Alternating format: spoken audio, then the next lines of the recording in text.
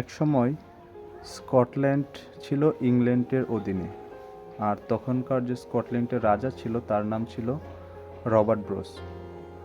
তো ইংরেজরা স্কটল্যান্ড দখল করে নিল এবং রবার্ট ব্রুসের যে সৈন্য ছিল তাদেরকে হত্যা করা হলো এবং রবার্ট ব্রুস নিজের প্রাণ বাঁচানোর জন্য একটা গুহায় আশ্রয় নিল এবং সে গুহায় আশ্রয় নিয়ে চিন্তা করতে লাগলো যে আমি হয়তো বা রাজা হওয়ার যোগ্য না,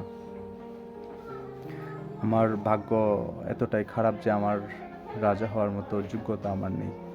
তো এটা ভাবতে ভাবতে সে গুহার উপরে তাকিয়ে দেখলো যে একটা মাকড়সা একটা জাল তৈরি করতেছে। তো জাল তৈরি করার সময় দেখা যায় সে একবার, দ্বিতীয়বার, এভাবে 6 বারের মাথায় সে জালটা তৈরি করতে পারে না এবং সে ব্যর্থ হচ্ছে। তো রবার্ট ব্রুস চিন্তা করতেছে যে ও হয়তোবা আশা ছেড়ে দিবে, কিন্তু দেখে না যে মাকড়সাটা 7বার আবার চেষ্টা করতেছে এবং করার পর সে ওই জালটা সম্পূর্ণ করতে পারলো। তো এটা রবার্ট ব্রুস দেখার পর রবার্ট ব্রুস দাঁড়িয়ে গেলেন এবং চোখে নতুন আলো।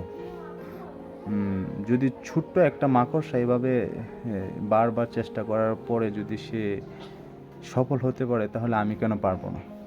তো এটা ভাবতে ভাবতে রবার্ট ব্রুস আবার চলে গেলেন, গিয়ে সৈন্য জড়ো করলেন এবং সে ইংরেজদের বিরুদ্ধে যুদ্ধ করলেন। কিছুদিন পর দেখা গেল যেটা হলো ইতিহাসের পাতায় সেই নাম লেখা হয়ে গেল যে রবার্ট ব্রুস স্কটল্যান্ড মুক্তির নায়ক।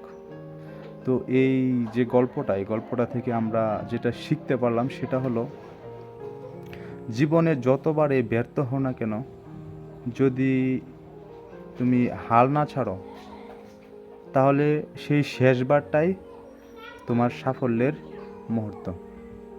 ধন্যবাদ।